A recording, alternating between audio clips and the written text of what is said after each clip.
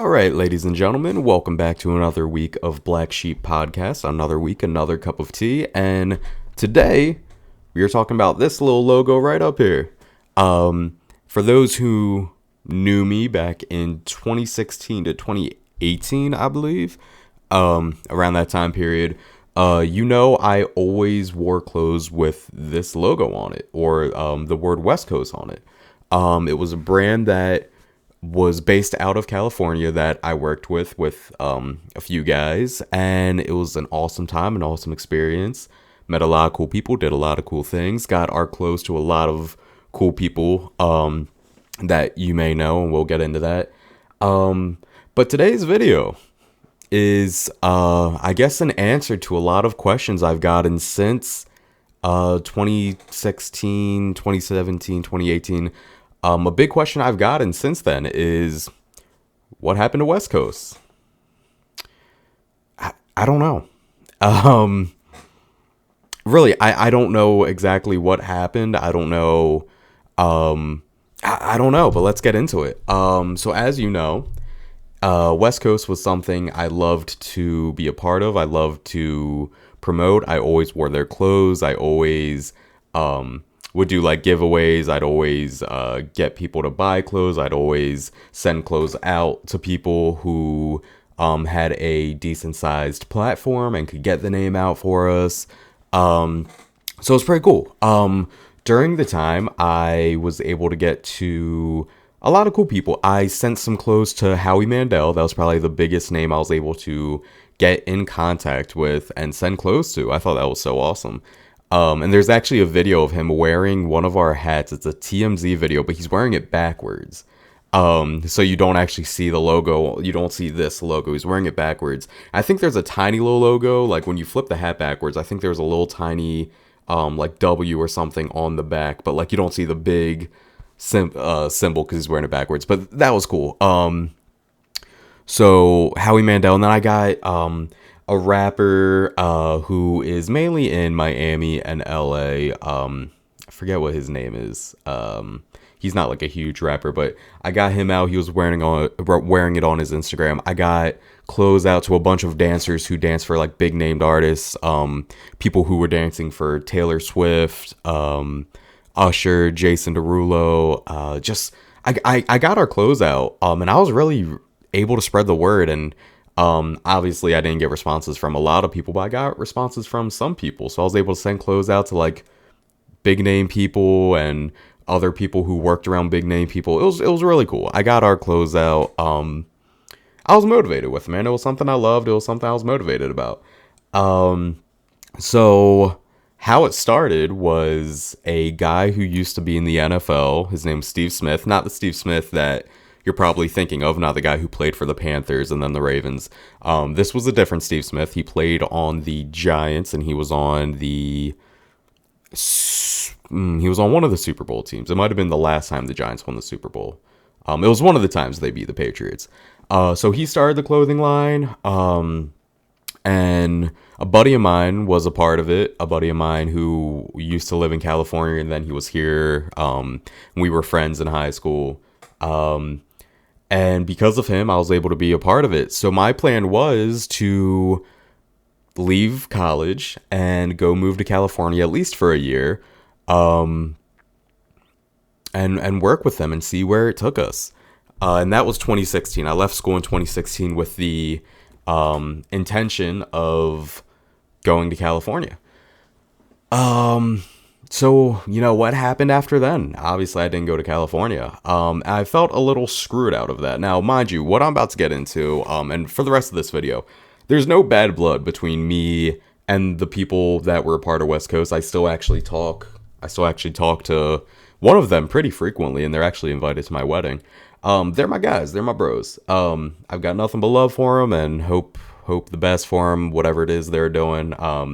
They live, across the country. They live in California. I'm here in Maryland. So whatever they're doing, nothing but the best for them. So what happened? 2016, towards the end of 2016, I believe, I was supposed to move to California, and the person I was going to move to California with was my friend who was here, and he was moving back to California, and we would we would hang out, we'd sit together, we'd go through listings, house listings, apartment listings for hours. We would just sit in for hours. We'd find something that would work for us. Because he was leaving before me. He was leaving a few months before me.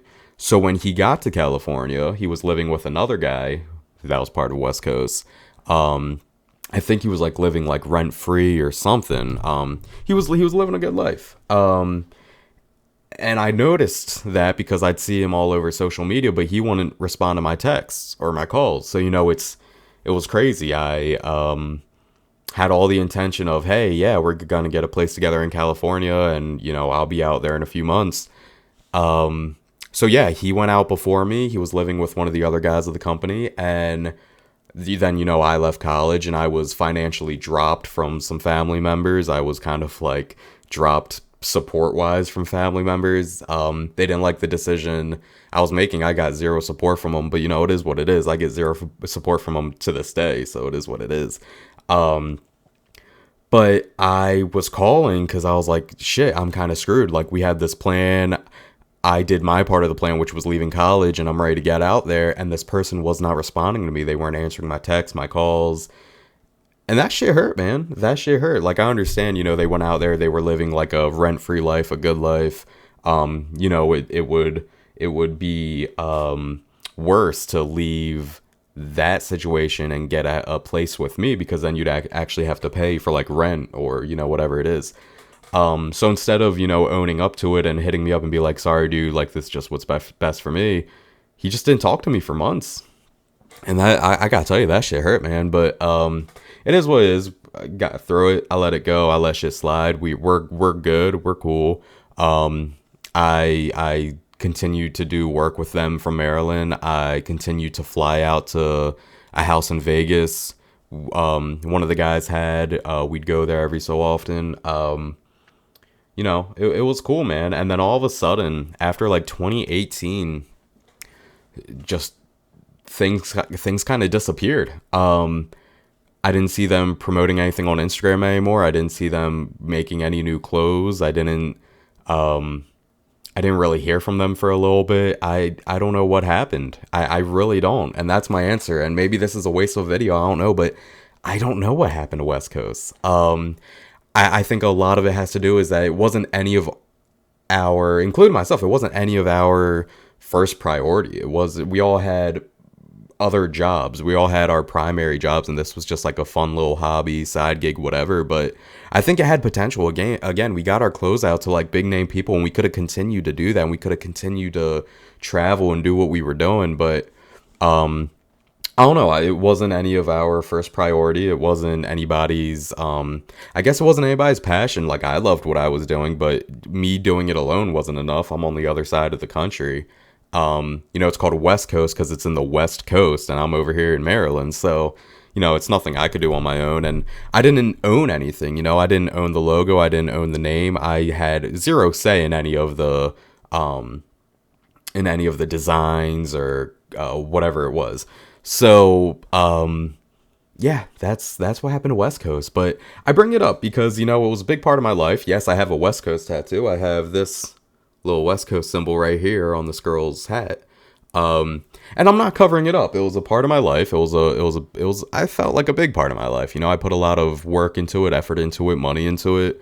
It's part of my life. And it definitely encouraged me to start my own line. It encouraged me to want to continue that path, but have something of my own where I have complete say in what the design is and what the colors we use are and what products we use. It's mine. I don't have to get approval for what I post or what I do. It's mine. So to my guys at West Coast, again, I've got nothing but love for them. I hope nothing but the best for them. Again, one of the guys I still talk to, he's invited to my wedding, whether he wants to fly from California to Maryland for my wedding. I'd love to have him. So that's up to him. But, it's funny. The night me and my fiance got engaged, he called me.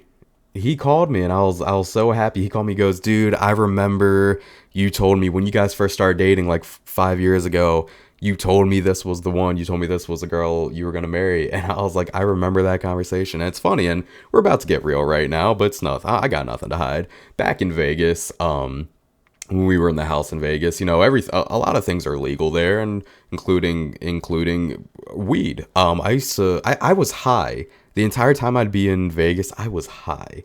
Not like partying, just, you know, chilling, doing whatever, relaxing. I just remember we were like high, we were drunk, we were in the house and at the table, and we were just vibing, just having a heart to heart. And I told him, I was like, yeah, man, I just started dating this girl, and I think she's the one. I think she's gonna be the girl I marry. And then 5 years later, we got engaged, and he called me and he was like, dude, I remember when you told me that. I just thought that was so cool, and that's kind of my example of, you know, there's no bad blood between me and the guys of Weskose. It was a cool line, it was a cool brand, it was a cool experience, and it definitely encouraged me and inspired me to do my own thing and start Black Sheep. So to those guys, you know, nothing but love for you. I hope the best for you. So yeah, that's what happened to West Coast. I don't know. It just died down. It just, I guess the passion for it was lost from everybody, and, you know, everybody was done with it. So moral of the story of this video is, whenever you think there's an opportunity that, you know, it's gonna work out, this is it. This is what you've been dreaming of, wanting. Um, it's not always the case. You know, if a door closes, let it close, because another one's gonna come. Even if it's 5 years later, it's gonna come. And it's funny, you know, I look back at West Coast and I saw who supported me. I saw who was really just so supportive, whether of them buying clothes or sharing my stuff or hitting me up that they, you know, that they love the brand, they love the story behind it, whatever it is. Are they're the same people to this day that support me with Black Sheep, and it's crazy. I remember with West Coast, I'd hit like even family members up. I hit a family member up. I was like, "Hey, do you and your significant other, you know, want a shirt?" You know, I would give stuff to people for free. You know, I'd get the name out there. I didn't ask them to buy anything. I just said, "Do you want, you know, a shirt? Do you want something?" And the family member's like, "Oh, we'll look. They were going to like a show or a play or whatever." Like, what do you mean you'll look? Like, support your family member. You know, take a shirt. It's not that big fucking deal. You don't gotta look at shit. Like, take a fucking shirt, take a hat. Like, I'm giving it to you for free. So, you know, those people that don't support me today were the same people that didn't support me back when West Coast was a thing. So I expected it. But again, I always say it to the people that do support me, whether it's buying clothes, listening to my weekly podcast, listening to me rant every week, or just hitting me up saying, man, this looks awesome, this is dope, or encouraging me to design something different or add something different, like whatever it is. Thank you to those who support me, and have supported me for the last however many years. And again, a lot of it is the same people that supported me with West Coast. So that's a big thing, and we're gonna talk about it next week. But I always get told, you know, I'm not the black sheep. I'm treated just the way everybody else is treated. I'm treated equally, whatever it is. When I dropped Black Sheep and when I became a part of West Coast, there were always the same people that like were silent. They didn't encourage what I was doing. In fact, with West Coast people, there were certain people that like were telling me to get out of it because it was a scam. No, it wasn't a scam. It was just a startup, you know. And I know a lot of people in my life are kind of just given everything, and they don't know what it means to start something from the ground up. But that's how a lot of people gotta, you know, get through and get by and start their own thing. It's gotta be from the ground up. It's not just handed to you. So next week we're gonna talk about how I've had a lot of people tell me I'm not the black sheep, but you know, we can use this as a example real quick. You know, with West Coast, with Black Sheep, things I've been a part of or I've created, people don't support it. And it has nothing to do with something not being your style. Like, something cannot be your style, but you can still support me. You don't gotta buy stuff, but you can still support me. But it seems like no matter what I do, what I create, there's a reason for people to not support me. It's always the same people. It's wild. It's wild, man. I actually had this conversation with somebody I feel pretty close to and I'm pretty open with. They asked me because they thought maybe it was because I left school. They thought maybe I'm treated like that from people because I left school, and it's like, that was 6 years ago, man. I left school, man. He even said, he's like, it can't only just be that. It can't just be that you left school that they treat you differently. I know it's not just because I left school. I know it's because of the tattoos. I know it's because I'm very vocal and I'm very open about how I feel and how I'm treated, and other people just want to kind of hide their feelings or allow themselves to be treated like shit by other people so they can, kiss people's ass. Whatever it is, I'm not like that. But we'll get into it next week. Next week, we're going to talk about how I'm recently always being told I'm not the black sheep, which is wild because I've literally been called. I didn't know what black sheep meant or was until I was called it. So wild. But now that everything's public, now that I'm making these podcasts, now that I've made a name out of the black sheep name, I've made a brand out of it. People tell me I'm not a black sheep. Obviously, I'm not physically and literally a black sheep. I'm a fucking human being. But we'll get into it next week. So again, shout out to my West Coast guys. I love you guys. Nothing but love for you. To those who have asked over the last however many years, what happened to West Coast? I don't know, man. So next week we'll talk about how apparently I'm not a black sheep. As always, stay beautiful. Don't judge people. Don't be a dick. And peace out, Girl Scouts.